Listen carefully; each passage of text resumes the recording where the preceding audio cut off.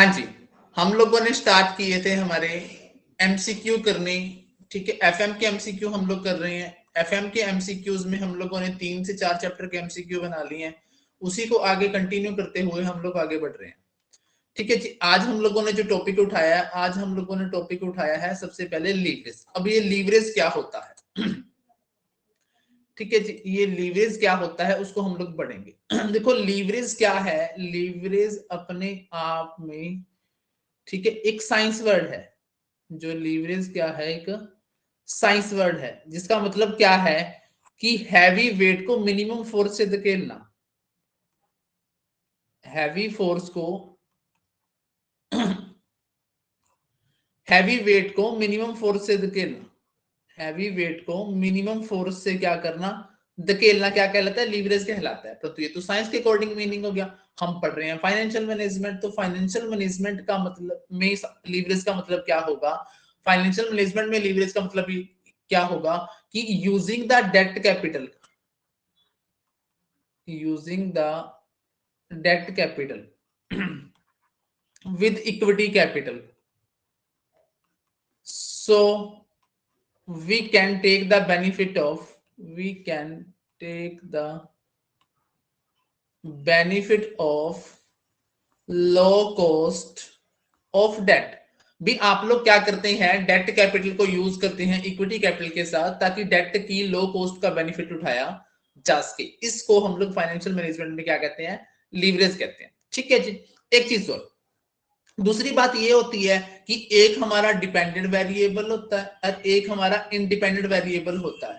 तो independent variable में change आने की वजह से डिपेंडेंट वेरिएबल में जो चेंज आता है, इंडिपेंडेंट वेरिएबल में चेंज आने की वजह से डिपेंडेंट वेरिएबल में जो चेंज आता है, उसको भी हम लोग लीवरेज का नाम दे देंगे। कैसे दे देंगे, इस बात को हम लोग फॉर्मूले के थ्रू प्रूव करेंगे। हमारा जो लीवरेज है, ठीक है, वो 3 प्रकार का पढ़ेंगे हम लोग। एक पढ़ेंगे ऑपरेटिंग लीवरेज, एक पढ़ेंगे फाइनेंसिंग लीवरेज, एक पढ़ेंगे कंबाइंड लीवरेज। चलिए जी, पहला सवाल स्टार्ट करते हैं कि operating leverage help in analysis of, जो हमारा ऑपरेटिंग लीवरेज है, ठीक है, किस प्रकार के रिस्क। अब 4 तरह के रिस्क दे रखे हैं, business risk, financial risk, production risk और क्रेडिट रिस्क। इनमें से कौन से रिस्क का एनालिसिस करने में, विश्लेषण करने में ऑपरेटिंग लीवरेज हमारी सहायता करता है। तो जो हमारा ऑपरेटिंग लीवरेज है, वो हमारी बिजनेस रिस्क को एनालिसिस करने में क्या करता है, हमारी सहायता करता है। ऑपरेटिंग लीवरेज बिजनेस रिस्क को एनालिसिस करने में हमारी क्या करता है, सहायता करता है। अब ये बिजनेस रिस्क क्या होता है, business risk refers to the company's ability to generate sufficient revenue to cover its operational expenses. यानी कि बिजनेस रिस्क का मतलब क्या है कि फर्म की या कंपनी की अपने जो ऑपरेशनल एक्सपेंसेस हैं उसको जनरेट करने की कैपेसिटी। बिजनेस रिस्क का मतलब क्या है कि कंपनी की जो सफिशिएंट रेवेन्यू इतना जनरेट जरूर करना है ताकि ऑपरेशनल एक्सपेंसेस पूरे किए जा सके, उसी रिस्क को हम लोग बिजनेस रिस्क कहते हैं। अब ये ऑपरेशनल एक्सपेंसेस कौन कौन से हो सकते हैं, वो रेंट एंड यूटिलिटीज हो सकता है, वेजेस एंड सैलरीज हो सकते हैं, अकाउंटिंग एंड लीगल फीस हो सकती है। अब सीधी सी बात है कि बिजनेस रिस्क क्या हुआ कि एक कंपनी की एबिलिटी टू जनरेट इतना रेवेन्यू जनरेट अवश्य करना है कि फर्म या कंपनी जो है क्या कर पाए, अपने जो ऑपरेशनल एक्सपेंसेस हैं उसको क्या कर पाए, पूरा कर पाए। उसी रिस्क को हम लोग बिजनेस रिस्क कहते हैं। Example rent, wages, salary, accounting and legal fees. Question number 2, which of the following is studied with the help of financial leverage. अब फाइनेंशियल लीवरेज कौन से रिस्क को हेल्प करता है हमारी स्टडी करने में, ठीक है। तो जो फाइनेंशियल लीवरेज है वो भी फाइनेंसिंग रिस्क भी करेगा। वो किसको स्टडी करने में हेल्प करेगा, फाइनेंसिंग रिस्क को स्टडी करने में हेल्प करेगा। तो आपके सामने ये एक सवाल निकल के आ गया कि जो ऑपरेटिंग लीवरेज है, ठीक है, उसकी हेल्प से स्टडी होती है बिजनेस रिस्क की, ये आपने लिख लेना एक पॉइंट, ठीक है। दूसरा आपसे पूछेगा कि फाइनेंशियल लीवरेज स्टडी करता है आपके फाइनेंसिंग रिस्क को। बस वन लाइन फॉर्म में सवाल बन गया आपका, ये इस तरीके से आप नोट कर लेंगे। जो बिजनेस रिस्क था उसमें ऑपरेशनल एक्सपेंसेस के लिए थे, अब फाइनेंसिंग रिस्क में कौन से होंगे, चलो जी आगे पढ़ लेते हैं। Financing risk refers to the company's ability to manage its financial leverage, debt and financial leverage.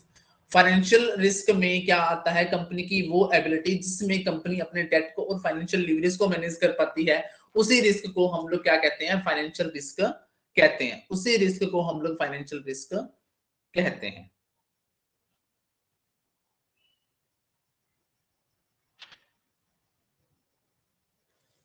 ठीक है जी। आगे आता है कंबाइन लीवरेज। अब combine leverage is obtained from operating leverage और फाइनेंशियल लीवरेज में कैसा रिलेशनशिप बनाएं कि हमारा क्या निकल के आ जाए, हमारा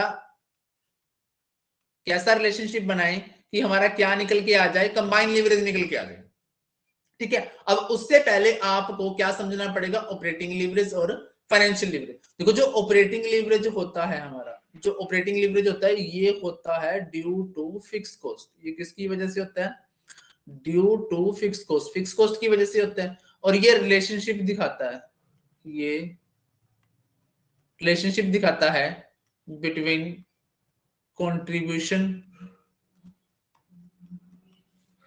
ठीक है, एंड ईबीआईटी, कंट्रीब्यूशन और ईबीआईटी।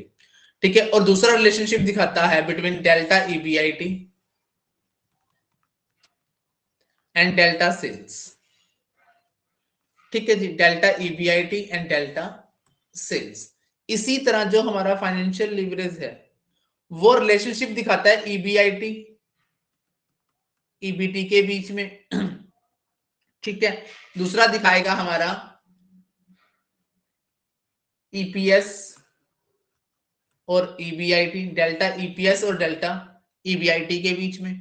ठीक है, अब कंबाइन लीवरेज जो बनता है, कंबाइन लीवरेज बनता है operating leverage into financial leverage, operating leverage into financial leverage. तो हमारा आंसर क्या बनेगा, मल्टीप्लीकेशन हमारा क्या बनेगा, आंसर बनेगा। जो ऑपरेटिंग लीवरेज है वो ड्यू टू फिक्स कॉस्ट होता है, और जो फाइनेंशियल लीवरेज है due to fix financial charges, या फिर आप कहें कि due to fix fix charges जो कैपिटल होती है, फिक्स चार्जेस वाली जो कैपिटल होती है उसको यूज करने की वजह से क्या होता है, फाइनेंशियल लीवरेज होता है। High degree of financial leverage का मतलब क्या है, high degree of financial leverage, ठीक है, जो आपका फाइनेंशियल लीवरेज होता है मैंने आपको बताया वो होता है फिक्स कॉस्ट बेरिंग कैपिटल की वजह से, फिक्स कॉस्ट बेरिंग कैपिटल की वजह से होता है। अब कौन सी कॉस्ट कैपिटल बियर करती है, अब आपके सामने कैपिटल के लिए जो ऑप्शंस होते हैं, आपके पास इक्विटी होता है, आपके पास प्रेफरेंस शेयर्स होते हैं, आपके पास डेट होता है। देखो इक्विटी के ऊपर कोई प्री डिटरमाइंड डिविडेंड की रेट नहीं होती, इसके ऊपर होती है परंतु कब दिया जाएगा, जब प्रॉफिट होगा, जब प्रॉफिट होगा, तो इस पे भी फिक्स चार्ज नहीं हुआ। परंतु डेट के ऊपर पे किया जाने वाला जो इंटरेस्ट है वो ऑलवेज पे किया जाएगा, चाहे आप प्रॉफिट कमा रहे हैं चाहे नहीं कमा रहे। तो जो आपकी फिक्स कॉस्ट बेरिंग कैपिटल हुई वो कौन सी हुई, आपकी जो फिक्स कॉस्ट बेरिंग कैपिटल हुई वो आपकी बन गई डेट कैपिटल। डेट कैपिटल बन गई, डेट कैपिटल के ऊपर पे किया जाने वाला इंटरेस्ट क्या होगा, फिक्स फाइनेंशियल चार्जेस हो गए। तो आपका जो फाइनेंशियल लीवरेज है वो किसकी वजह से हुआ बच्चों, वो इंटरेस्ट की वजह से हुआ। जितना इंटरेस्ट ज्यादा उतना फाइनेंशियल लीवरेज भी क्या होगा, ज्यादा होगा। परंतु सवाल यहां पर क्या है कि high degree of financial leverage का मतलब क्या है, high degree of financial leverage का मतलब क्या है कि इसमें जो डेट प्रोपोर्शन है वो क्या होगा, ज्यादा होगा, तभी हमारा जो लीवरेज है वो क्या होगा, हाई होगा, हाई डिग्री ऑफ लीवरेज होगा।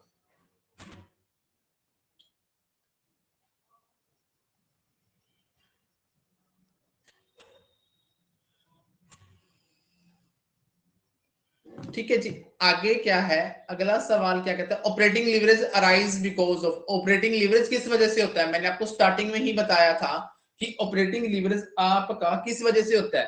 देखो एक चीज ध्यान से फंसना कि इसमें मैंने आपको ये तो बताया कि फिक्स कॉस्ट की वजह से होता है, अंतु अभी आप पढ़ के आए हैं कि जो इंटरेस्ट वाली फिक्स कॉस्ट है वो उसकी वजह से तो कौन सा लीवरेज हो गया, फाइनेंशियल लीवरेज हो गया। तो जो आपका ऑपरेटिंग लीवरेज, नाम ही ऑपरेटिंग है, तो ये किस वजह से होगा, ऑपरेटिंग खर्चों की वजह से होगा। ऑपरेटिंग खर्चों में जो हमारी फिक्स कॉस्ट प्रोडक्शन आएगी उसकी वजह से हमारा क्या हो जाएगा, ऑपरेटिंग लीवरेज हो जाएगा। क्योंकि आप पढ़ के आए थे ना इसको कि ऑपरेटिंग लीवरेज किससे जुड़ा हुआ है, ऑपरेशनल एक्सपेंसेस को वजह से होने वाले रिस्क को पूरा करता है ये।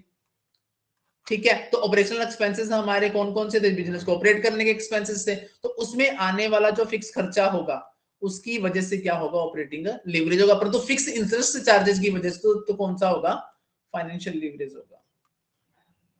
Financial leverage arise because of, और फाइनेंशियल लीवरेज किस वजह से होता है, आपने पढ़ा था कि जो फाइनेंशियल लीवरेज है वो अभी आप पढ़ के आए किस वजह से अराइज होता है, ये इंटरेस्ट कॉस्ट की वजह से अराइज होता है।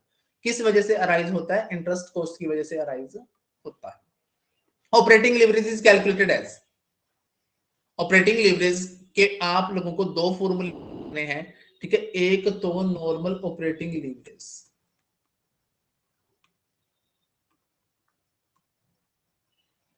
ठीक है, वो आएगा कंट्रीब्यूशन बटा ईबीआईटी। एक आपने ध्यान रखना degree of operating leverage, delta EBIT upon delta sales, या फिर इसको कह सकते हो आप change in EBIT upon change in sales, ठीक है जी।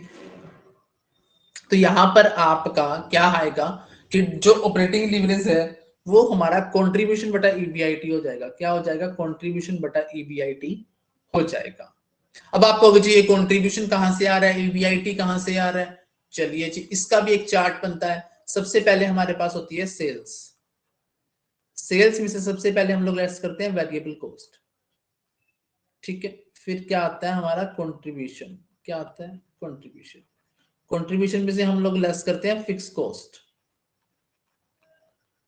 फिर आता है EBIT, earning before interest and taxes. फिर हम लोग लेस इंटरेस्ट। फिर आता है अर्निंग बिफोर टैक्स। फिर हम लोग लेस करते हैं टैक्स। फिर आता है अर्निंग आफ्टर टैक्स, ठीक है। फिर हम लोग लेस करते हैं प्रेफरेंस डिविडेंड। फिर आता है अर्निंग अवेलेबल फॉर इक्विटी,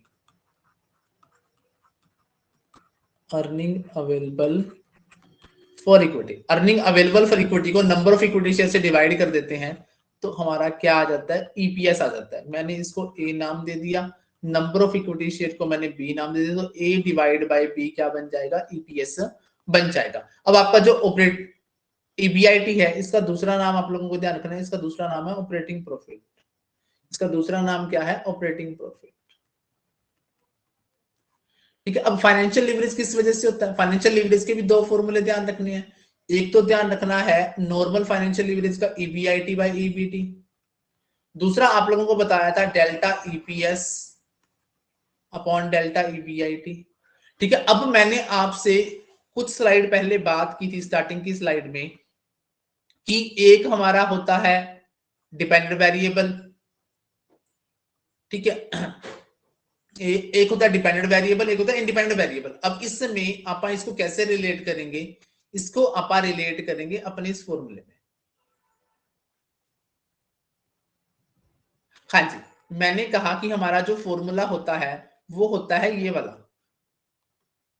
कि ईबीआईटी। अब ईबीआईटी क्या है? डिपेंडेंट इंडिपेंडेंट वेरिएबल है। इसमें चेंज आने की वजह से इसमें जो चेंज आएगा, ईबीआईटी में जो चेंज आया उस वजह से ईपीएस में जो चेंज आएगा। तो जो आपका ईबीआईटी है वो इंडिपेंडेंट वेरिएबल है और ईपीएस क्या है? डिपेंडेंट वेरिएबल है। तो इंडिपेंडेंट वेरिएबल में चेंज आने की वजह से डिपेंडेंट वेरिएबल में जो चेंज आएगा उसको भी हम लोग क्या बोलेंगे? लीवरेज बोलेंगे। तो हमारा जो फाइनेंशियल लीवरेज वाला आंसर है वो क्या होगा? EBIT upon profit before tax, क्योंकि प्रॉफिट बिफोर टैक्स को हम लोग क्या बोलते हैं भैया? EBIT upon EBT. Earning before tax बोल दो या फिर प्रॉफिट बिफोर टैक्स बोल दो, ठीक है जी। नेक्स्ट क्वेश्चन हमारा आता है which combination is generally good for a firm. एक फर्म के लिए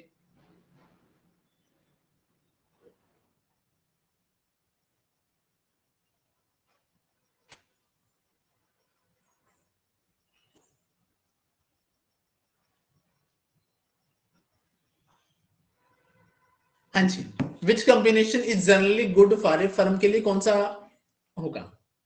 देखो आपा ने कहा कि जो ऑपरेटिंग लीवरेज है वो ड्यू टू फिक्स कॉस्ट होता है, ड्यू टू फिक्स कॉस्ट। और फाइनेंशियल लीवरेज होता है due to fix cost bearing capital, ठीक है। अब देखो आपने कहा कि ड्यू टू फिक्स कॉस्ट, अब जो ये वाली फिक्स कॉस्ट है, ठीक है, इसको हम लोग टाल नहीं सकते, मतलब कम नहीं कर सकते, पर तो उधार लेना तो अपने सिर पे है। तो ऑपरेटिंग लीवरेज क्या हो जाएगा? अनकंट्रोलेबल हो जाएगा। अनकंट्रोलेबल हो जाएगा। फाइनेंशियल लीवरेज क्या हो जाएगा? कंट्रोलेबल हो जाएगा। ठीक है, अब हमारा कौन सा कॉम्बिनेशन सही रहेगा? क्योंकि देखो इसको तो हम अपने हाथ से ऊपर नीचे कर सकते हैं, ठीक है, तो अपना जो ऑपरेटिंग लीवरेज है वो कैसा होना चाहिए? ठीक है, ऑपरेटिंग लीवरेज अपना क्या होना चाहिए? लो होना चाहिए। ठीक है, और फाइनेंशियल लीवरेज क्या हो सकता है आपका? इसको तो आप छेड़ ही नहीं सकते, सॉरी, ऑपरेटिंग लीवरेज को तो आप छेड़ ही नहीं सकते, तो हम सिर्फ इसको लो कर सकते हैं, फाइनेंशियल लीवरेज को लो कर सकते हैं। तो हमारा कॉम्बिनेशन कैसा होगा? High operating leverage and low financial leverage क्या होगा? हमारा आंसर हो जाएगा।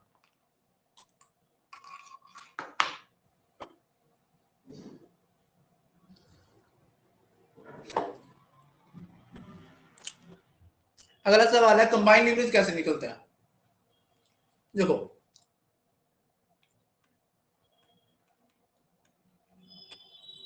कंबाइंड लीवरेज के बारे में आपने बताया कि operating leverage into financial leverage. Operating leverage का फॉर्मूला सी बाय ईबीआईटी, इसका है ईबीआईटी बाय ईबीटी। तो यहां पे ईबी आईटी कैंसिल, तो हमारा फॉर्मूला क्या बन गया? C by EBT. दूसरा निकलेगा डिग्री ऑफ कंबाइंड लीवरेज, वो निकलेगा degree of operating leverage into degree of financial leverage. Degree of operating leverage हमारा formula delta EBIT upon delta sales, ये था delta EPS upon delta EBIT. अब यहां पे ईबीआईटी कैंसिल हो जाएगा, क्या बच गया? Delta EPS upon delta sales.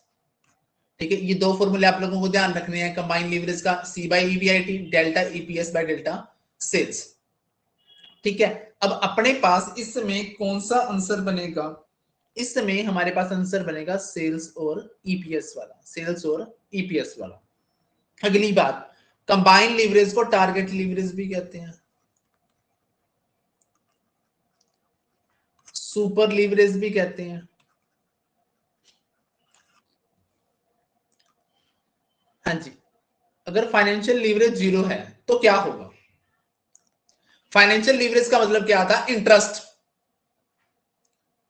ठीक है, sales, variable cost contribution, fix cost, EBIT, interest, EBT. अब यहां पर देखो अगर ये वाली अमाउंट जीरो है, अगर ये वाली अमाउंट जीरो है तो क्या होगा? ईबीआईटी और ईबीटी क्या हो जाएंगे? बराबर हो जाएंगे ना।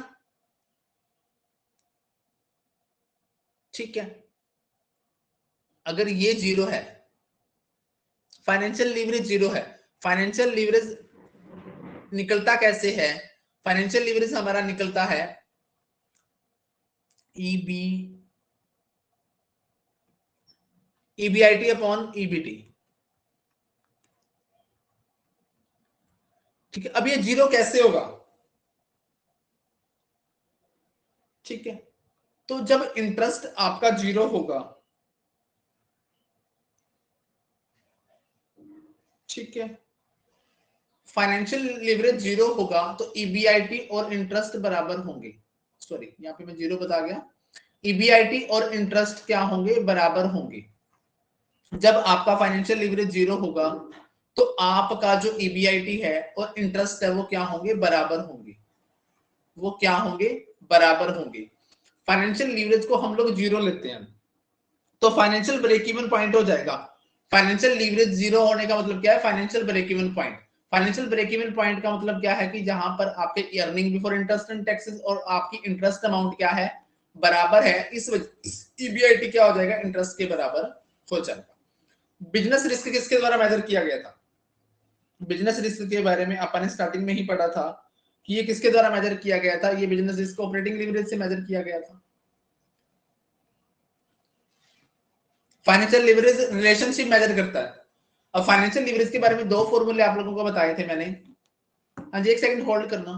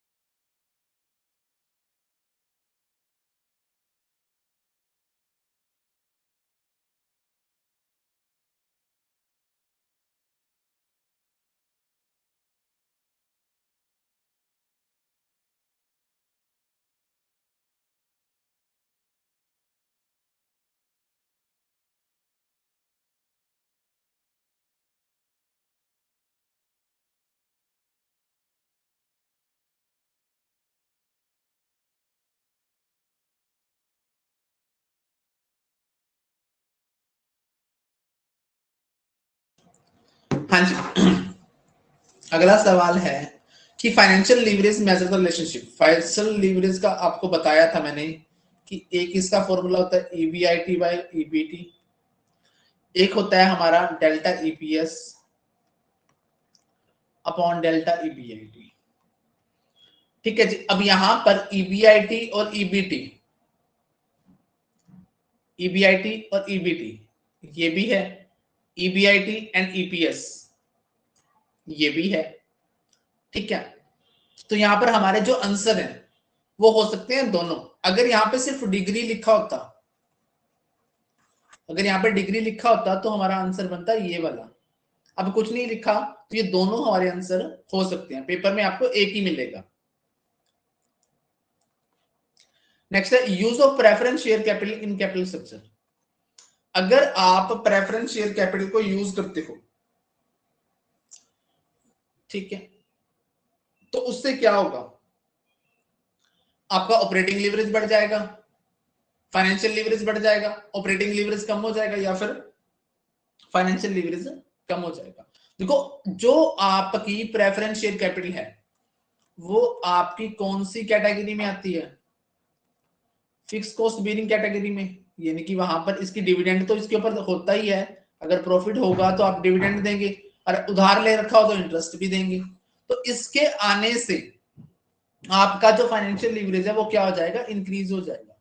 इसके आने से आपका जो फाइनेंशियल लीवरेज है वो क्या हो जाएगा, इंक्रीज हो जाएगा। तो आप क्या कहेंगे, increase in financial leverage. Relationship between change in sale and change in EPS. आपको मैंने फॉर्मूला बताया था कि ईपीएस और सेल में जो चेंज होता है, ठीक है,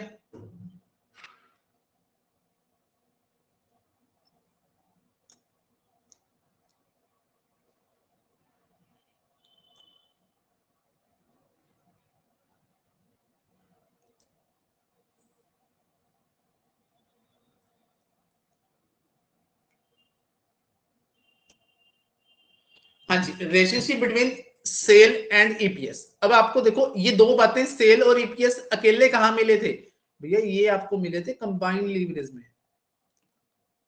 किसमें मिले थे, कंबाइंड लीवरेज में। तो आपका आंसर क्या आ जाएगा, कंबाइंड लीवरेज। अगर आपको ऐसा सवाल आंसर ना मिले कि यार इन दोनों के बीच में रिलेशनशिप पता नहीं कौन बताता होगा, तो आप क्या कर लेंगे, तीनों के फॉर्मूले लिख के देख लेंगे। फाइनेंशियल लीवरेज का फॉर्मूला आपको पता है कि ईबीआईटी अपॉन ईबीटी, दूसरा delta EPS upon delta EBIT. Operating leverage का आपको पता है कि हम लोग क्या लिखते हैं, सी बाय ईबीआईटी, कॉन्ट्रीब्यूशन बटा ईबीआईटी हो गया। ठीक है, और दूसरा delta EBIT, sorry delta sales by delta EBIT.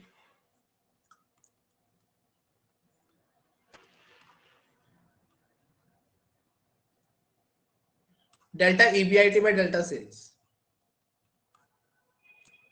ठीक है, अब इनमें तो ये चीज मिली नहीं, तो फिर इस कंबाइन करके देखेंगे। कंबाइन आप लोग जब करके देखेंगे तो इसका ईबीआईटी कट गया, सी बाई ईबीटी बन गया, और इधर से क्या कट गया, इधर से ईबीटी कट गया, ईबीआईटी कट गया, तो ईपीएस ये बच गया, सेल्स ये बच गई। तो किसका फॉर्मूला होगा, ये कंबाइन लीवरेज का। हाँ जी, ये थे हमारे किसके क्वेश्चंस, लीवरेज के। ठीक है, लीवरेज चैप्टर के हमारे ये क्वेश्चंस थे। ठीक है, लीवरेज के बारे में मोटी मोटी कुछ दो चार बातें ध्यान रख लेने की। लीवरेज में जो तीन टाइप का हमारा लीवरेज होता है, ठीक है, ऑपरेटिंग, फाइनेंसिंग और कंबाइन। सबसे खास बात तो इनके फॉर्मूले ध्यान रखने हैं। ठीक है, अगली बात ये किस वजह से होता है, ठीक है, ये फिक्स कॉस्ट बेयरिंग कैपिटल की वजह से होता है, और ये फिक्स कॉस्ट की वजह से होता है जो आपकी प्रोडक्शन वगैरह पर लगती है। दोनों के मल्टीपल करने पर क्या आता है, कंबाइंड लीवरेज आता है। बस इतनी बातें आप लोगों ने इस चैप्टर के बारे में ध्यान रखनी है। हाँ जी, ये वाला चैप्टर समझ में आया यहां तक।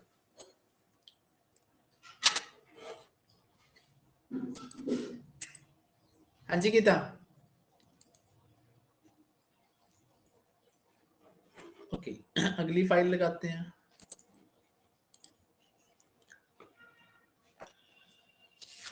हम लोग अब पहुंचते हैं हमारे चैप्टर, कौन सी के ऊपर,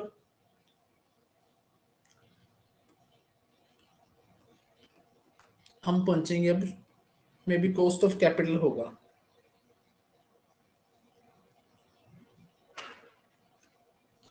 कैपिटल स्ट्रक्चर हम लोग कर चुके हैं, कैपिटल बस्टिंग कर चुके हैं, लीवरेज कर चुके हैं, इंट्रोडक्शन कर चुके हैं। ठीक है, आज हम लोग पढ़ने वाले हैं हमारा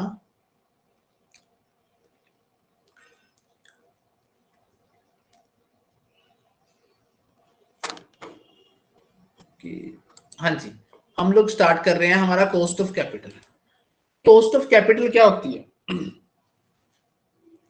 ठीक है, कॉस्ट ऑफ कैपिटल जैसे कि नाम से पता चल रहा है, आपको क्या पता चल रहा है? नाम से पता चल रहा है। ठीक है, कॉस्ट ऑफ कैपिटल में नाम से पता चल रहा है। अगर आप इसको हिंदी में लिखेंगे तो हिंदी में आप लोग इसको लिखते हैं पूंजी की लागत, यानी कि जो पैसा आप कैपिटल के रूप में लगा रहे हैं उसकी कॉस्ट को कॉस्ट ऑफ कैपिटल कहते हैं। ठीक है, तो कॉस्ट ऑफ कैपिटल की अगर डेफिनेशन मैं आपसे पूछूं तो क्या होगी? तो आप लोग कहेंगे वो मिनिमम रेट ऑफ रिटर्न, वो मिनिमम रेट ऑफ रिटर्न, ठीक है, जो एक फर्म को मस्ट अर्न होती है, एक फर्म को मस्ट अर्न होती है। क्यों होती है? ताकि वो सप्लायर ऑफ फंड्स को पे कर पाए, सप्लायर ऑफ फंड्स, ठीक है, को पे कर पाए।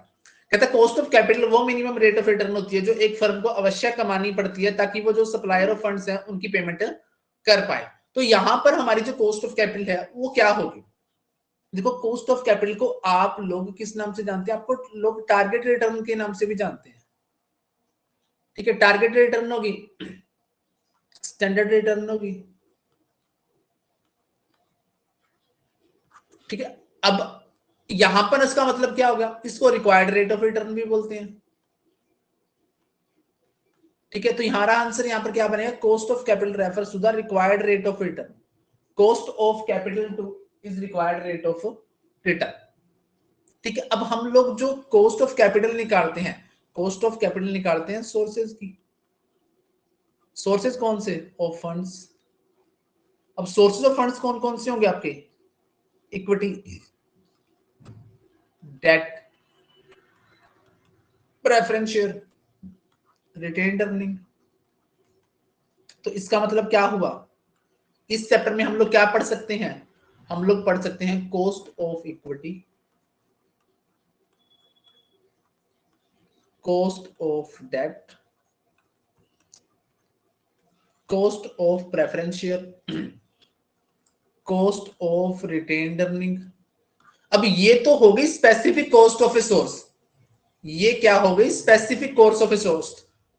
Specific cost of a source में cost of equity, cost of debt, cost of preference share, cost of retained earning. ठीक है, अगर इनको अपन कंबाइन कर दें, टोटल कर दें, ठीक है, तो वो क्या बन जाएगी? हमारी weighted average cost of capital. अगर सारे सोर्सेज की कॉस्ट को जोड़ दें तो वो क्या बन जाएगी? Weighted average cost of capital. इनकी सारे के सारे सोर्सेज की कॉस्ट जोड़ देंगे तो वो weighted average cost of capital बन जाएगी। चलिए जी, अगला सवाल।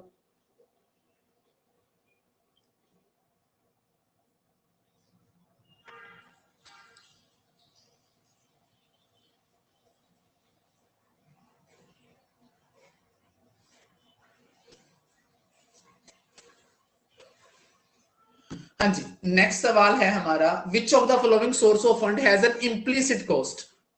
इम्प्लीसिट कॉस्ट कौन सी होती है? जो हमारे खुद के सोर्सेज की कॉस्ट होती है।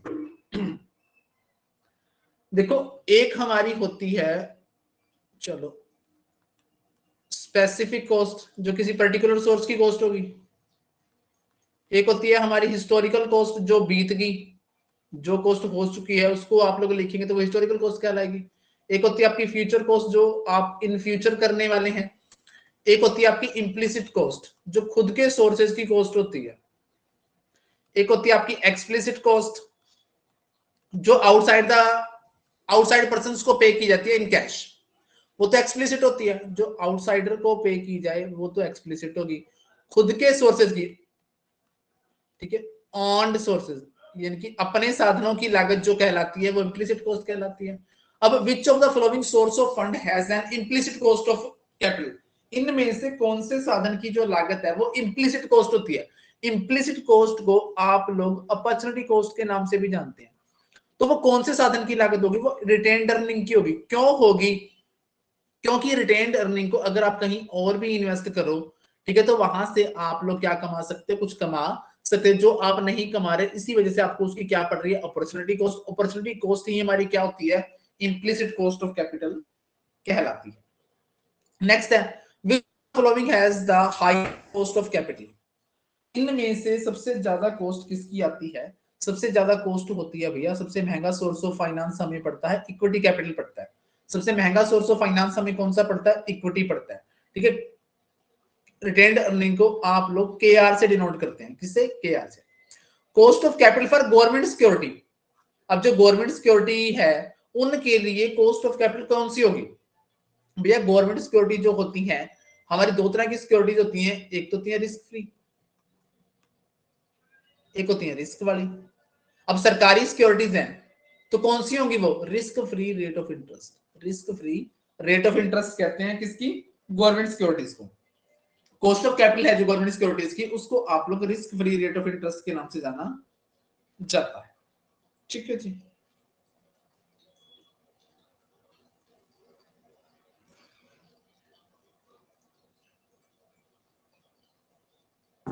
हाँ जी, आगे है cost of capital for bonus and redeem, bonus and debenture is calculated on. ठीक है, जो आपकी डिबेंचर है, डिबेंचर की कॉस्ट आप कौन सी लेते हो, देखो डिबेंचर की जो कॉस्ट होती है, डिबेंचर हमारा क्या होता है, ये टैक्स शील्ड होता है। ठीक है जी, टैक्स शील्ड होता है, यानी कि इसका ऊपर जो पे किया जाने वाला इंटरेस्ट है वो हमारा टैक्स, ठीक है, किसमें काम आता है, टैक्स में काम आता है। तो इसका आंसर हमारा बनेगा आफ्टर टैक्स बेसिस में हम लोग क्या करेंगे, कैलकुलेट करेंगे। नेक्स्ट है हमारा क्वेश्चन नंबर 8, सॉरी 7, 6 क्या कहता है कि जो आपकी weighted average cost of capital है, weighted average cost of capital को मैंने आपको पिछले चैप्टर में भी बताया था, हम लोग उसको केओ के नाम से जानते हैं।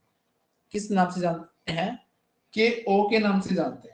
ठीक है, अब यहाँ पर के डब्ल्यू भी आंसर हो सकता है और के ओ भी हो सकता है, वैसे इसको हम लोग ओवरऑल कॉस्ट ऑफ कैपिटल भी कहते हैं, इसको हम लोग ओवरऑल कॉस्ट ऑफ कैपिटल, अगर ये लिखा होता तो आंसर आता के ओ।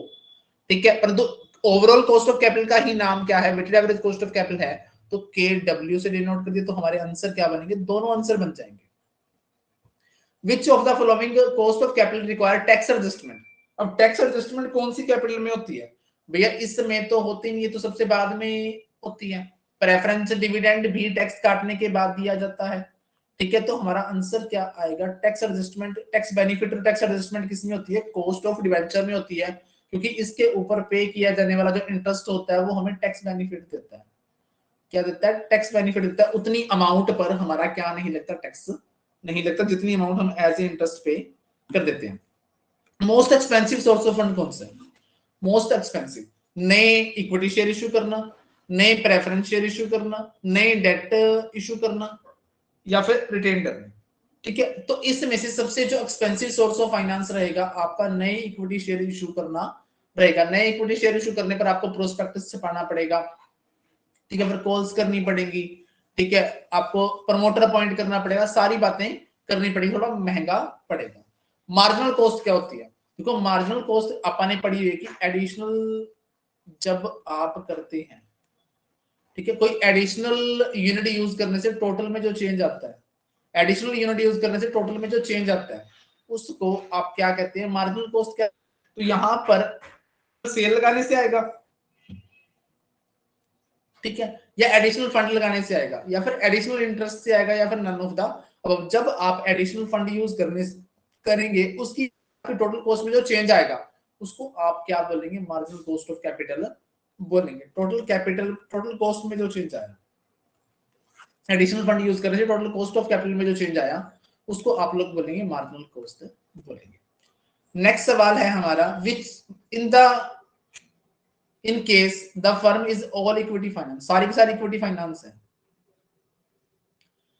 तो W A C weighted average cost of capital किसके बराबर होगी, देखो सीधी सी बात है, सारा पैसा ही इक्विटी का लगा हुआ है, तो आपकी जो टोटल कॉस्ट ऑफ कैपिटल है, ओवरऑल कॉस्ट ऑफ कैपिटल है, या फिर weighted average cost of capital है, वो किसके बराबर होगी, के ई के बराबर होगी। ठीक है, क्योंकि ओवरऑल कॉस्ट ऑफ कैपिटल और इक्विटी वाली क्या सारी की सारी इक्विटी है, तो टोटल भी तो इक्विटी का ही बनेगा। तो हमारा आंसर क्या होगा, कॉस्ट ऑफ इक्विटी के बराबर होगी weighted average cost of capital. In case मान लो पार्शियली डेट फाइनेंस फर्म है, K O is less than, थोड़ा डेट है थोड़ा इक्विटी है, ठीक है, तो केओ की क्या पोजीशन रहेगी, केओ किससे कम रहेगा, केओ ऑलवेज लेस देन के, केओ ऑलवेज लेस देन के। कब रहेगा, जब डेट फाइनेंसिंग होगी, डेट भी होगा और इक्विटी भी होगा। तो हमारा आंसर क्या आएगा, बी ऑप्शन हमारा आंसर आएगा।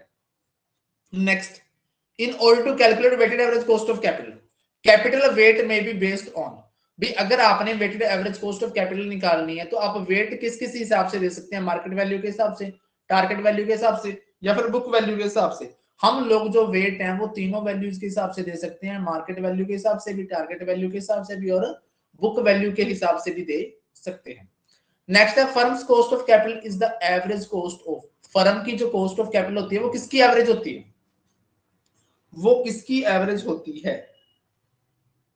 ठीक है, फर्म की जो कॉस्ट ऑफ कैपिटल होती है वो एवरेज कॉस्ट किसकी होती है, ये सारे के सारे सोर्सेज, मैंने आपको बताया था ना कि जितने भी हमारे सोर्सेज हैं, सोर्सेज में हमारे इक्विटी आ जाएंगे, डेट आ जाएंगे, प्रेफरेंस शेयर आ जाएगा, रिटेन्ड अर्निंग आ जाएगा, इन सब की आप लोग एवरेज निकालेंगे तो सारे के सारे सोर्सेज की जो एवरेज कॉस्ट हुई वही तो फर्म की कॉस्ट ऑफ कैपिटल हुई।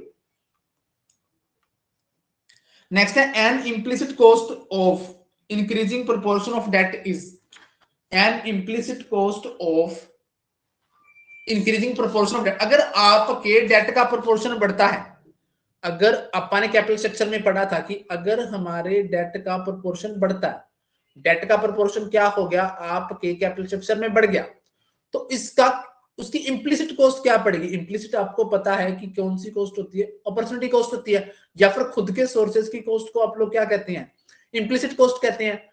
पहला ऑप्शन है, tax shield would not be available on new debt, नए डेट इशू करने पर टैक्स का बेनिफिट नहीं मिलेगा, प्राइस अर्निंग रेशियो इंक्रीज हो जाएगा, equity shareholder would demand higher ratio rate of return. अब आपसे पूछा गया कि अगर डेट प्रोपोर्शन बढ़ जाए तो उसकी इंप्लिसिट कॉस्ट क्या पड़ेगी, उसकी इंप्लिसिट कॉस्ट ये पड़ेगी कि आपा ने पढ़ा हुआ है कि जैसे ही ज्यादा डेट यूज होना शुरू हो जाएगा, इक्विटी वालों की डिमांड बढ़ जाएगी, क्योंकि उनका रिस्क बढ़ जाएगा, उनका रिस्क बढ़ जाने से वो हायर रिटर्न की डिमांड करने लगेंगे, वो क्या कर लेंगे, हायर रिटर्न की डिमांड करने लगेंगे।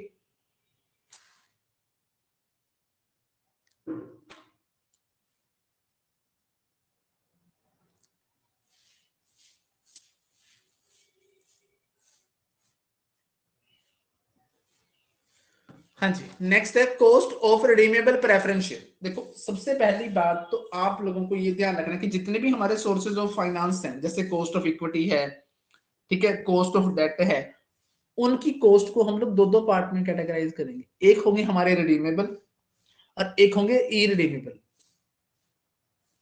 ठीक है, ये बता रहा हूं डेट के, और इधर होगा रिडीमेबल। ठीक है, इरिडीमेबल का आपको लोगों को जो फॉर्मूला ध्यान रखना है वो ध्यान रखना है, के D interest upon net proceed, ये बिफोर टैक्स है, अगर आफ्टर टैक्स हो तो एनपी इंटू 1 - टी, क्या हो जाएगा, 1 - टी हो जाएगा। ठीक है जी, एनपी का मतलब है नेट प्रोसीड। ठीक है, एनपी का मतलब क्या है, एनपी है आपका नेट प्रोसीड, जो कैसे निकलेगा, face value minus flotation cost, face value minus flotation cost करके निकलेगा नेट प्रोसीड, ये नेट प्रोसीड नीचे आ जाएगा। अगर यही फॉर्मूला रिडीमेबल का केस हो, इरिडीमेबल वो डिबेंचर्स होंगे जिनकी पूरी लाइफ टाइम में कंपनी को पेमेंट सबसे कंपनी के अंत में करनी होती है, कंपनी की समाप्ति के टाइम पे करनी होती है। रिडीमेबल वो डेट होते हैं जिनका प्रिंसिपल अमाउंट भी आपको एक फिक्स समय टाइम के बाद क्या करना पड़ता है, पे करना पड़ता है। तो इसमें जो आपका फॉर्मूला आप लोगों को याद रखना है, वो याद रखना है interest 1 - T R V N P by 2, ठीक है, ओवरऑल बाय में, सॉरी बाय एन आएगा यहाँ पे, R V minus net proceed by 2। ठीक है जी, तो आप लोगों को रिडीमेबल का फॉर्मूला मैं यहाँ पे लिख देता हूं। जो केडी है रिडीमेबल, उसका फॉर्मूला आप लोगों को ध्यान रखना है, I1 minus T into R V net proceed by N overall R V N P overall के बारे में क्या करना है 2। अब आरवी का मतलब क्या है, रिडम्पशन वैल्यू, जो आपने भुगतान करना है, जो आपने भुगतान करना है, पेमेंट करनी है। ठीक है, नेट प्रोसीड आपने इसको नेट रिसिप्ट भी बोलते हैं। ठीक, नेट प्रोसीड बोल देंगे जो प्राप्त करा था, जो नेट रिसीव्ड आपने किया था, ये आपने पे करना है आरवी वाला। ठीक है, और एमपी आपने प्राप्त किया था। ठीक है जी, हमारा सवाल क्या कहता है, cost of redeemable preference share capital is. ठीक है, जो cost of redeemable preference share होती है, ठीक है, वो क्या होती है। अब आपको पता है, आपा ने पढ़ी कि डेट की कॉस्ट इंटरेस्ट होगी, प्रेफरेंस की कॉस्ट क्या होगी, उनके द्वारा डिमांड किया जाने वाला डिविडेंड। प्रेफरेंस की कॉस्ट क्या होगी, उनके द्वारा डिमांड किया जाने वाला डिविडेंड क्या होगी, हमारी कॉस्ट होगी। उनके द्वारा डिमांड किया जाने वाला डिविडेंड क्या होगी, कॉस्ट होगी।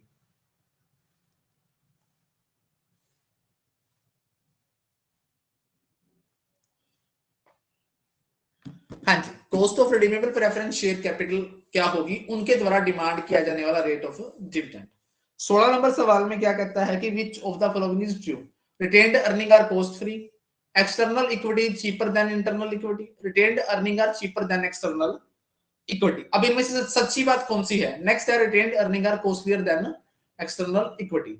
रिटेन्ड अर्निंग महंगी नहीं पड़ती, रिटेन्ड अर्निंग कॉस्ट फ्री नहीं होती, एक्सटर्नल इक्विटी इज चीपर, बाहर इक्विटी आप इश्यू करो तो उससे सस्ता, सॉरी वो सस्ता नहीं पड़ता। तो हमारा आंसर क्या बनेगा, रिटेन्ड अर्निंग क्या है, सस्ती पड़ती है एक्सटर्नल इक्विटी से, क्योंकि आपके खुद का पैसा नई इक्विटी इश्यू करने की तुलना में क्या पड़ता है, हमें चीपर पड़ता है, सस्ता पड़ता है। नेक्स्ट है cost of capital may be defined as. अब कॉस्ट ऑफ कैपिटल को कैसे डिफाइन करोगे, ठीक है, कॉस्ट ऑफ कैपिटल को डिफाइन करोगे आप, weighted average cost of capital of all debt, debt है, ध्यान से कहीं और फंस जाओ, सारे सोर्सेज आएंगे। Rate of return expected by the equity holder, ये सिर्फ इक्विटी है, वो डेट है। Average internal rate of return of the project of the firm, ठीक है। डी है आपका minimum rate of return that the firm should earn. तो एक फर्म को कम से कम जितना कमाना चाहिए वही हमारी क्या बन जाएगी, कॉस्ट ऑफ कैपिटल बन जाएगी। आगे क्या कहता है कि minimum rate of return that a firm must earn in order to satisfy its investor is also known as. अब एक फर्म को जो कम से कम कमाना चाहिए, एक फर्म को जो कम से कम कमाना चाहिए अपने इन्वेस्टर को सेटिस्फाई करने के लिए, उसको आप क्या कहेंगे, average return, average return on investment, weighted average cost of capital, net profit ratio, average cost of borrowing नहीं कहेंगे, नेट प्रॉफिट रेशियो भी नहीं कहेंगे, इन्वेस्टमेंट वाला भी नहीं कहेंगे, क्योंकि आप पढ़ के हैं कि average weighted average cost of capital कहेंगे, क्योंकि इसके अंदर इन्वेस्टर के सारे वो सप्लायर ऑफ फंड आ जाएंगे जिन्होंने कैपिटल प्रदान की है। नेक्स्ट है cost of capital for equity share capital does not imply that. जो आपकी कॉस्ट ऑफ कैपिटल है, ठीक है, फॉर इक्विटी शेयर होल्डर, इसमें क्या नहीं आता, market price is equal to the book value, कहता है मार्केट जो प्राइस है वो बुक वैल्यू के बराबर होता है। Shareholder are ready to subscribe to right issue, क्या वो तैयार रहते हैं, ठीक है। Market price is more than the issue price, market price issue price से ज्यादा होता है, ठीक है। इनमें से डजंट पूछा है, कौन सी चीज इंप्लाई नहीं करती, भैया सारी बातें ही इंप्लाई नहीं करती, ना तो मार्केट प्राइस बुक वैल्यू के बराबर होता, ना शेयर होल्डर राइट इशू जरूरी थोड़ा कि शेयर होल्डर आपके राइट जो शेयर इशू करेंगे आप वो सारे के सारे खरीदने को तैयार होंगे, ऐसा भी नहीं होता, ठीक है। फिर मार्केट प्राइस इशू प्राइस से ज्यादा हो, ऐसा भी नहीं होता। तो सारे का सारा क्या आएगा, all of the above. Next है in order to calculate the proportion of equity financing used by the company the following should be used. कहता है कि अगर आप कैलकुलेट करना चाहते हो proportion of equity finance used by the company, company द्वारा यूज किया जाने वाला, कंपनी के द्वारा यूज किए जाने वाले इक्विटी फाइनेंसिंग कैलकुलेट करने के लिए आप क्या यूज करेंगे, प्राइस कैपिटल लेंगे, या फिर equity capital plus reserve and surplus ले लेंगे, या फिर equity plus preference share capital ले लेंगे, या फिर equity share capital plus long term debt ले लेंगे। तो इसमें आप क्या लेंगे, ठीक है, क्योंकि आपने क्या कैलकुलेट करना है, सिर्फ इक्विटी का मामला कैलकुलेट करना है, सिर्फ आपने इक्विटी फाइनेंसिंग कैलकुलेट करनी है, तो आप लोग सिर्फ इक्विटी का ही मामला लेंगे, equity share capital plus reserve and surplus को ही क्या करेंगे, लेंगे जब आप कैलकुलेट करेंगे कि इक्विटी फाइनेंसिंग कितनी है। Term capital structure, capital structure के बारे में तो बहुत अच्छे से पढ़ चुके हैं हम लोग। कॉम्बिनेशन ऑफ सिक्योरिटीज को कहते हैं combination of owned fund and borrowed fund भी कहते हैं आप, ठीक है जी।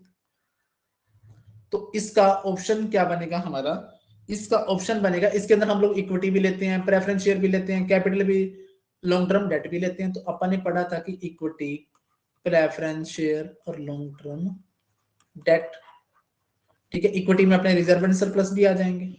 नेक्स्ट है debt financing is a cheaper source of finance. अब डेट फाइनेंसिंग है, जो डेट को आप लोग यूज करते हो फाइनेंस में, तो वो किस वजह से यूज करते हो, ठीक है। वो चीपर सोर्स क्यों है, क्योंकि उसके ऊपर पे किया जाने वाला जो इंटरेस्ट है, उसके ऊपर हमारी टैक्स डिडक्टेबिलिटी ऑफ इंटरेस्ट होती है। मतलब उसके ऊपर जो हमारा इंटरेस्ट हम लोग पे करते हैं, वो हमारे टैक्स कैलकुलेशन को क्या करने में, कम करने में, टैक्स को हम लोग,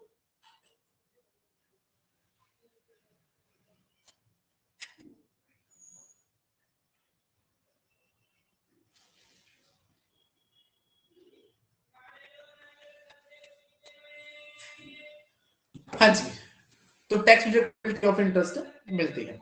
नेक्स्ट है in order to find out the cost of equity capital under CAPM. CAPM का मतलब क्या होता है, capital assets pricing model, capital assets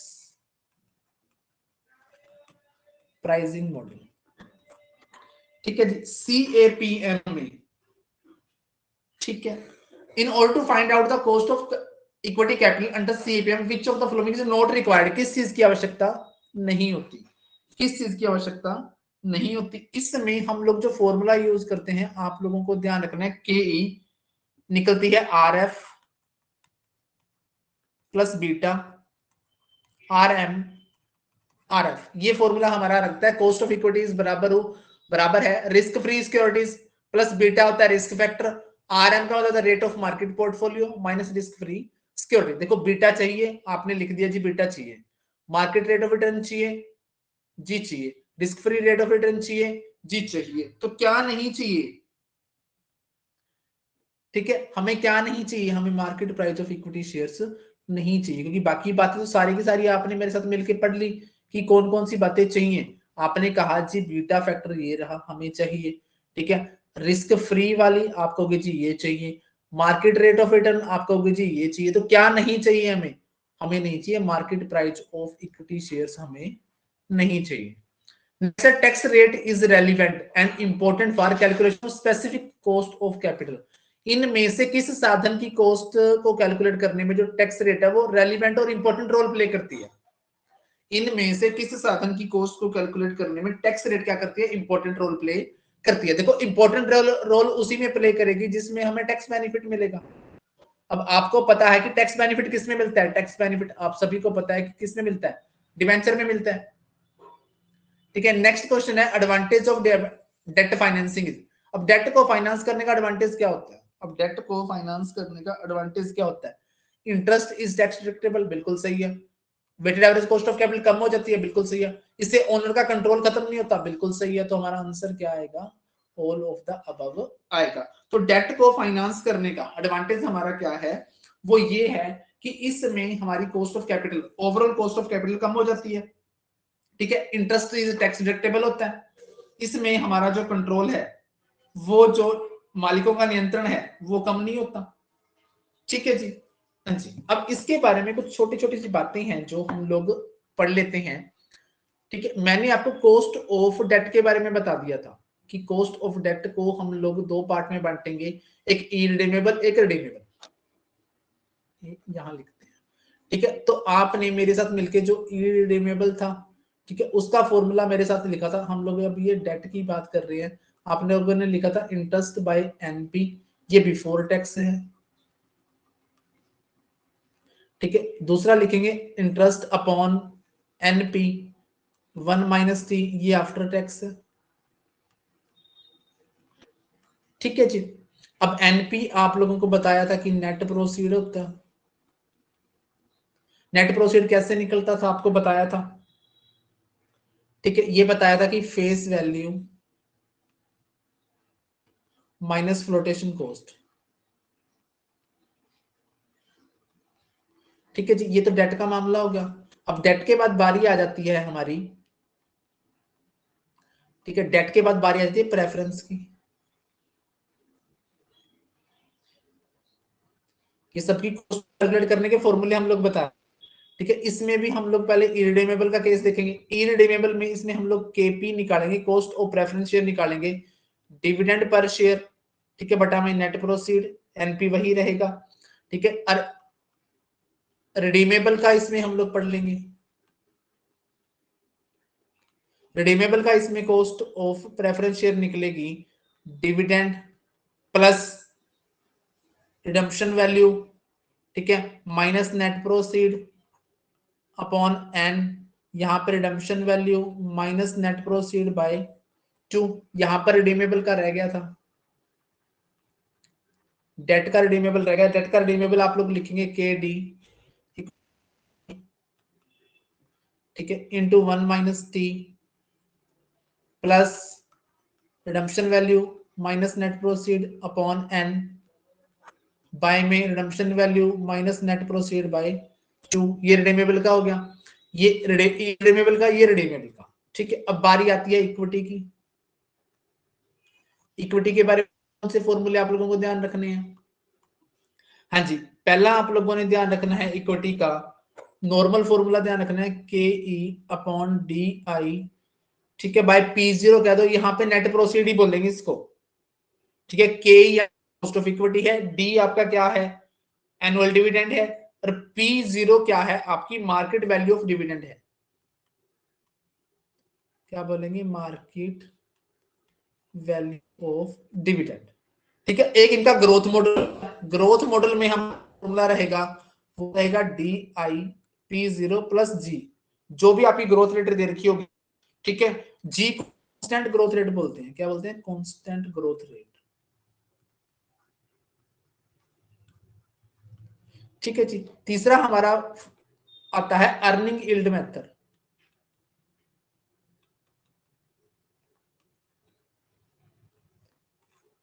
earning yield method में आपका फॉर्मूला होता है, ये पेपर में बहुत बार पूछा जाता है, ईपीएस अपॉन एमपीएस इंटू 100, ठीक है। ईपीएस आप सभी को पता है, अर्निंग पर शेयर,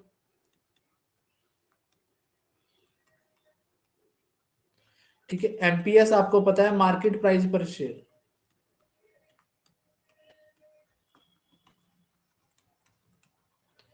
ठीक है जी। एक हमारा आता है सीएपीएम। सीएपीएम के बारे में मैंने आपको बता दिया था कि ये भी कॉस्ट ऑफ इक्विटी को मापने का एक फॉर्मूला है, के ई बराबर है आर एफ प्लस बीटा होता है risk factor, R M minus R F, ठीक है। एक होती है कॉस्ट ऑफ रिटेन्ड अर्निंग, जिसको आप लोग के आर के नाम से जानते हैं, ठीक है। उसको आप लोग किस नाम से जानते हैं, के आर के नाम से जानते हैं। इसमें क्या लिखेंगे, K E 1 minus T 1 minus B, T मतलब टैक्स है, बी मतलब बोरोइंग है, सॉरी ब्रोकरेज है, टी मतलब टैक्स है, बी मतलब ब्रोकरेज है, ठीक है। ये थे आपके कॉस्ट ऑफ कैपिटल के फॉर्मूले, जो आप लोगों ने ध्यान रखनी है। अगर weighted average cost of capital निकालनी होगी तो सारे के सारे साधनों की या सारे के सारे सोर्सेज की कॉस्ट निकाल देंगे, उसके बाद हम लोग क्या निकाल लेंगे, weighted average cost of capital निकाल देंगे। हाँ जी, यहां तक बातें समझ में आई। टैक्स शील्ड का मतलब क्या होता है, कवच। टैक्स शील्ड का मतलब क्या होता है, कवच, कि टैक्स बचाने में हमारी हेल्प करता है। हाँ जी,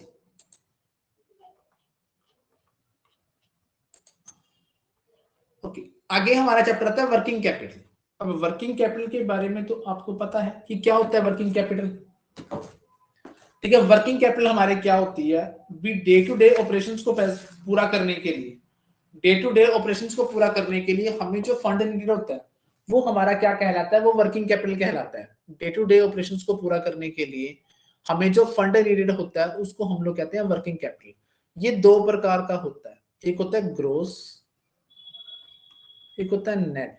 ग्रोस आपको पता है, टोटल ऑफ करंट असेट्स को हम लोग क्या कहते हैं, टोटल ऑफ करंट असेट्स को हम ग्रॉस वर्किंग कैपिटल कहते हैं। नेट क्या होता है, current assets minus current liability को आप लोग क्या कहते हैं, नेट वर्किंग कैपिटल कहते हैं। अब वर्किंग कैपिटल का एक साइकिल होता है, साइकिल में सबसे पहले हमारे पास क्या होता है, कैश होता है। कैश से आप क्या बाय करते हैं, रॉ मटेरियल लेते हैं। Raw material work in progress में जाता है, फिर उससे क्या तैयार होता है, फिनिश गुड्स तैयार होती हैं। फिनिश गुड्स को आप उधार पे बेचते हो, इससे आपके क्या तैयार होते हैं, डेटर तैयार होते हैं। डेटर आपको एक बिल लिख के दे देते हैं, इसको आप बीआर कहते हैं। बीआर फिर क्या हो जाता है, कैश में कन्वर्ट हो जाता है। इस प्रकार ये साइकिल चलता रहता है, यानी कैश से बीआर, कैश से रॉ मटेरियल, रॉ मटेरियल से work in progress, work in progress से फिनिश गुड्स, फिनिश गुड्स को डेटर में, डेटर को आप किस में कन्वर्ट करते हैं, बीआर में, बीआर से आप किसको कन्वर्ट करते हैं, कैश में कन्वर्ट कर देते हैं। अब ऑपरेटिंग साइकिल के कुछ फॉर्मूला आप लोगों ने ध्यान रख लेने हैं। ऑपरेटिंग साइकिल के फॉर्मूला में ध्यान रखना है कि days sale of inventory, inventory की days sale plus days sale outstanding जो बाकी है।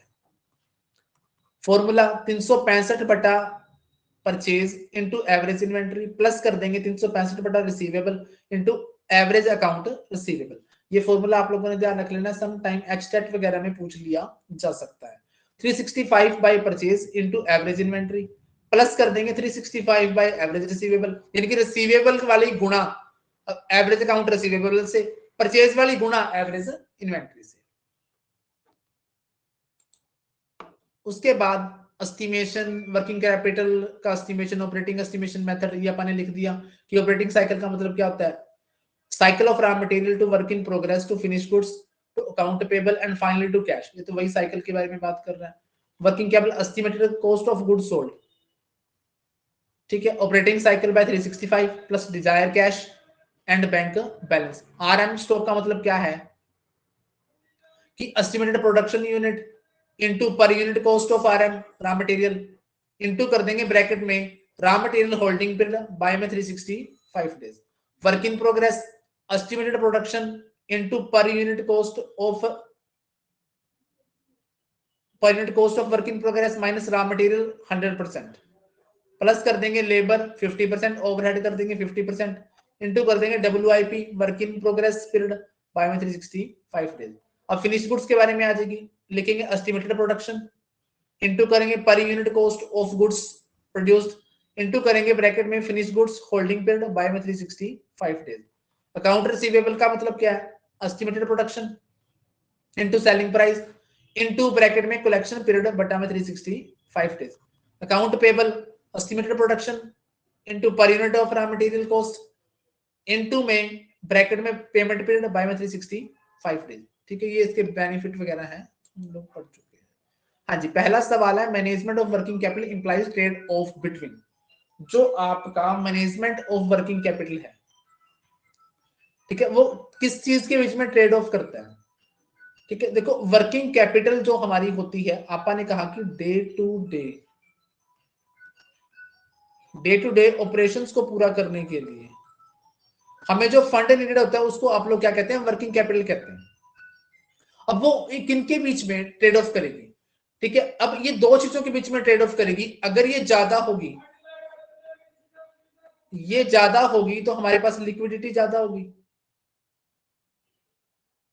लिक्विडिटी ज्यादा होगी तो हम डे टू डे ऑपरेशन के लिए पैसे तो पूरे कर देंगे, मतलब जो उनके देने होंगे शॉर्ट टर्म लायबिलिटी को तो पूरा कर देंगे, परंतु इससे हमारी प्रॉफिटेबिलिटी क्या हो जाएगी, कम हो जाएगी। अगर ये कम होगी तो हमारी प्रॉफिटेबिलिटी बढ़ जाएगी।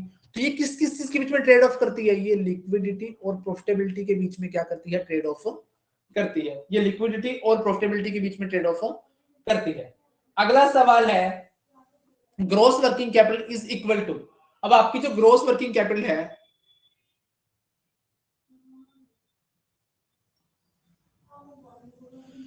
ग्रॉस वर्किंग कैपिटल किसके बराबर होती है, आपा ने पढ़ा है कि जो ग्रॉस वर्किंग कैपिटल है वो टोटल ऑफ करंट असेट्स के बराबर होती है। किसके बराबर होती है, टोटल ऑफ करंट असेट्स के बराबर होती है। तो हमारा ऑप्शन क्या आ जाएगा, total of current assets, C option हमारा क्या हो जाएगा, राइट आंसर हो जाएगा। अब परमानेंट वर्किंग कैपिटल क्या होती है, हमारी जो परमानेंट वर्किंग कैपिटल होती है वो क्या होती है। देखो बच्चों, परमानेंट जो वर्किंग कैपिटल होती है हमारी जो minimum requirement of working capital होती है, क्योंकि जो रिक्वायरमेंट करंट असेट्स की जो है वो सारा साल सेम नहीं रहती, फ्लक्चुएट करती रहती है, परंतु कुछ मिनिमम अमाउंट हमारी फंसी रहती है रॉ मटेरियल में, वर्क इन प्रोग्रेस में। यानी कि हमारी जो मिनिमम अमाउंट हमारी work in progress, raw material, ठीक है, एंड फिनिश गुड्स, इनमें फंसी रहती है। मिनिमम अमाउंट जो हमारी raw material, work in progress, finish goods वगैरह में फंसी रहती है, उसी को आप लोग परमानेंट वर्किंग कैपिटल कहते हैं। ना तो वो ग्रोस होती, ना वो नेट होती, ना वो current total of current assets होती, तो फिर होती क्या है? वो होती है नन ऑफ दीज, क्योंकि अपा ने कहा कि वर्किंग कैपिटल की जो आवश्यकता है वो सारा साल सेम नहीं रहती, परंतु कुछ मिनिमम जो हमारे पैसे हैं, ठीक है, वो कुछ चीजों में फंसे रहते हैं, लाइक रॉ मटेरियल हो गया, वर्क इन प्रोग्रेस हो गया, फिनिश गुड्स हो गया, इनमें क्या रहते हैं? फंसे रहते हैं, ठीक है, इनमें क्या रहते हैं? फंसे रहते हैं। तो उसी मिनिमम अमाउंट को हम लोग परमानेंट वर्किंग कैपिटल कहते हैं। क्या कहते हैं? परमानेंट वर्किंग कैपिटल कहते हैं। नेक्स्ट है hedging approach to working deals with. अब जो हैजिंग अप्रोच है आपकी, ठीक है, किससे संबंधित है? अब जो हमारी अप्रोचेस हैं, ठीक है, एक हमारी जो हैजिंग अप्रोच होती है, ये क्या कहती है कि maturity of the source of finance is matched with the life time of the assets. यानी कि ये क्या कहती है कि जो मैच्योरिटी है, maturity of the source, maturity of the sources of finance is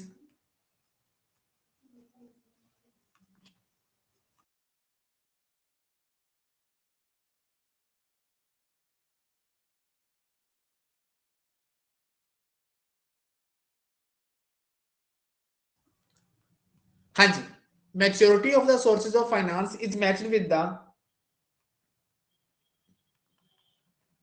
life of the assets.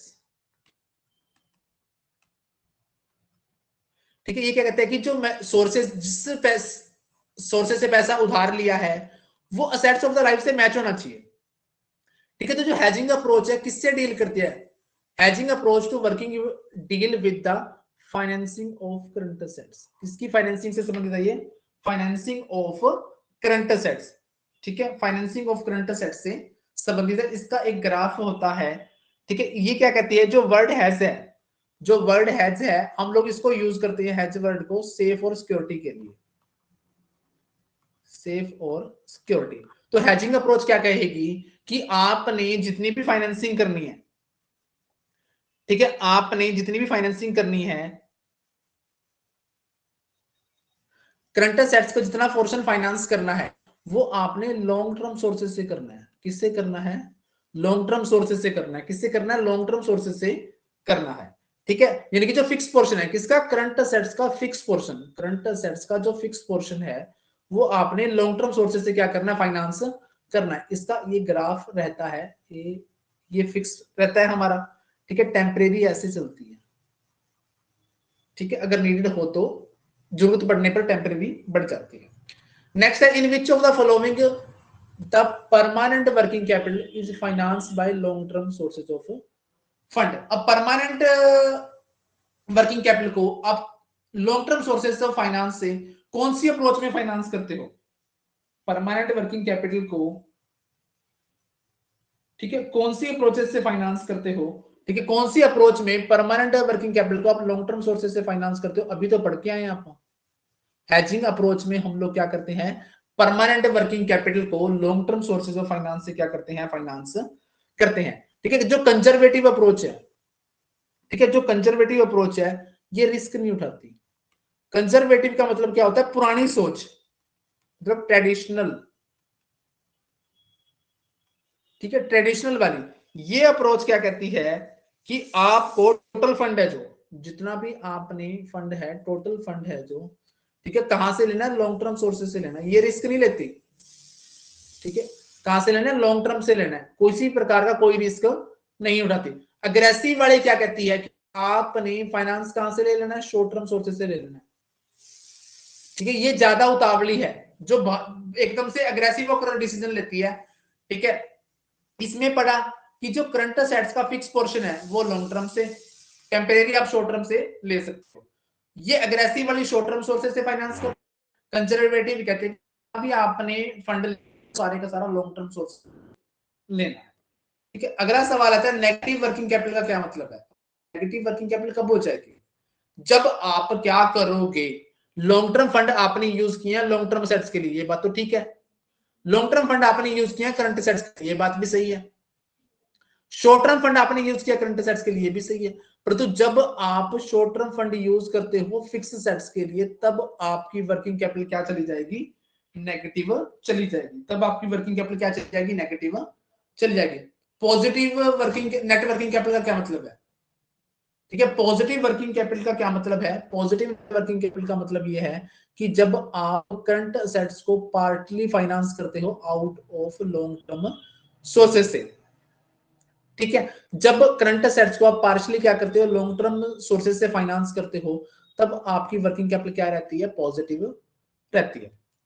फिर क्या कहता है कि operating cycle of firm is can be shortened by, तो ऑपरेटिंग साइकिल को आप कम कैसे कर सकते हो, छोटा आप कैसे कर सकते हैं ऑपरेटिंग साइकिल को, तभी छोटा किया जा सकता है जब आपका सप्लायर आपका टाइम पीरियड बढ़ा दे, क्रेडिटर का आपका सप्लायर आपके क्रेडिट का टाइम पीरियड बढ़ा दे, increasing credit period from supplier, अगर आपका सप्लायर आपका क्रेडिट पीरियड बढ़ा देता है तो उसको आप लोग क्या कहते हैं, ऑपरेटिंग साइकिल कहते हैं, सॉरी ऑपरेटिंग साइकिल को आप क्या कर सकते हैं, छोटा कर सकते हो।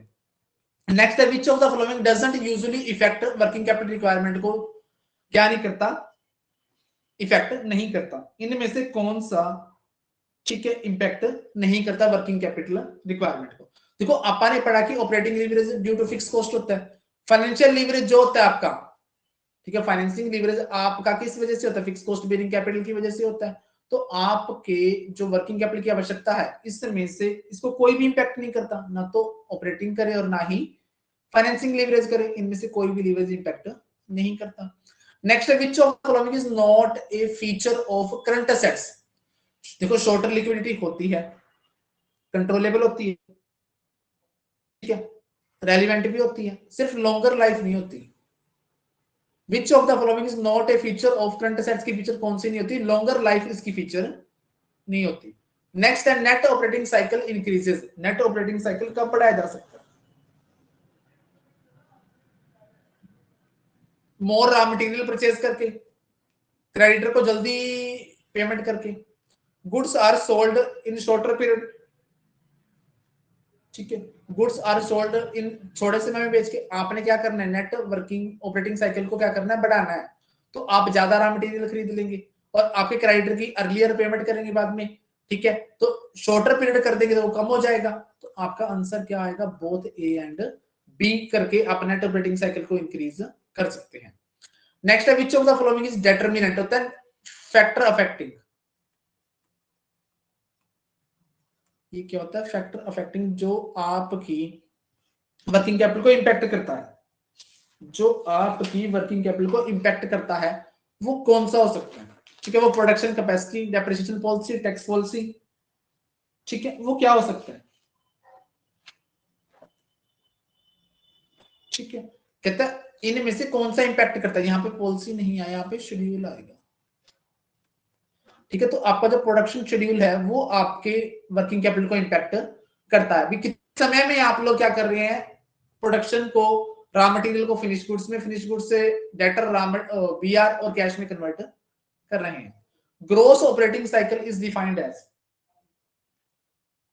ठीक है, equal to counting period, 1 calendar year, either A और बी, ठीक है, डी ऑप्शन है आपका इसमें, none of these,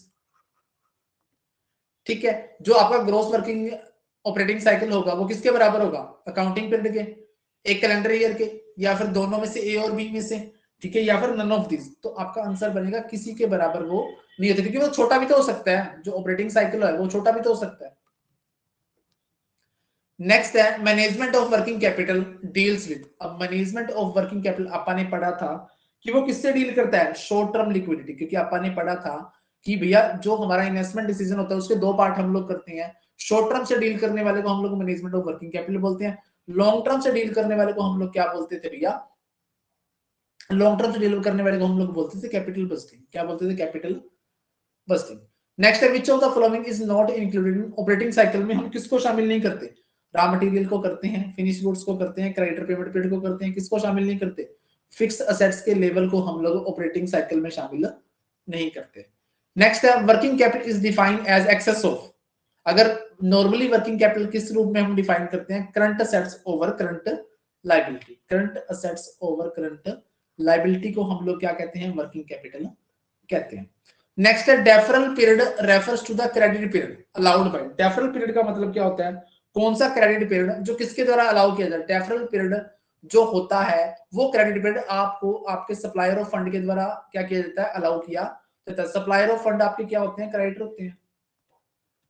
suppliers of fund क्या होते हैं, आपके क्रेडिटर होते हैं, उनके द्वारा आपका जो उधार देने का समय होता है वो प्रोवाइड किया जाता है। नेक्स्ट है आपका operating cycle is the technique of. अब ऑपरेटिंग साइकिल किसकी टेक्निक है, ठीक है। ऑपरेटिंग साइकिल आपको पता है कि हम लोग पढ़ रहे हैं, चैप्टर पढ़ रहे हैं वर्किंग कैपिटल मैनेजमेंट की टेक्निक है। रिसीवेबल मैनेजमेंट की नहीं है, इन्वेंट्री की नहीं है, क्रेडिटर मैनेजमेंट की नहीं है, और ऑफ द अबव की नहीं है।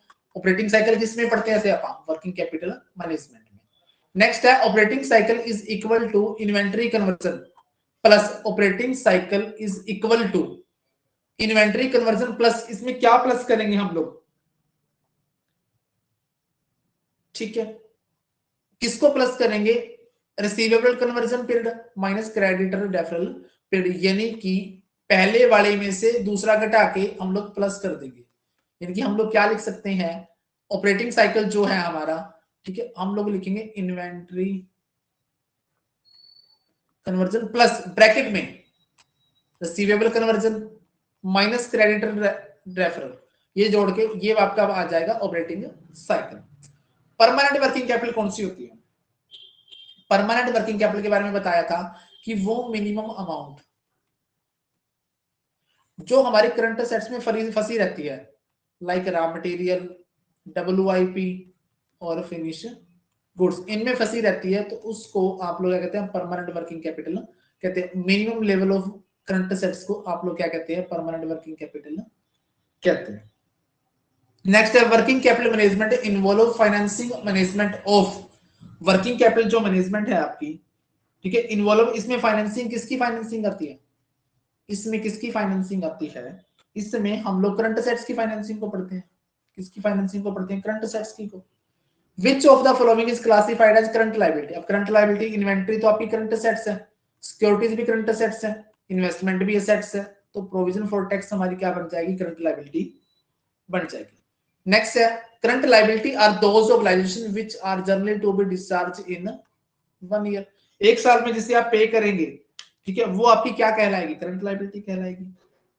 वो आपकी क्या कहलाएगी, करंट लायबिलिटी कहलाएगी, ठीक है जी। तो ये थे हमारे कुछ क्वेश्चंस। कौन कौन से चैप्टर कर लिए, इंट्रोडक्शन कर लिया, leverage, capital structure, capital budgeting, ठीक है, वर्किंग कैपिटल, ठीक है, कॉस्ट ऑफ कैपिटल, ये हम लोगों ने क्या कर लिए, चैप्टर कर लिए। इनके एमसीक्यूज हम लोग क्या कर चुके हैं, बना चुके हैं, ठीक है जी।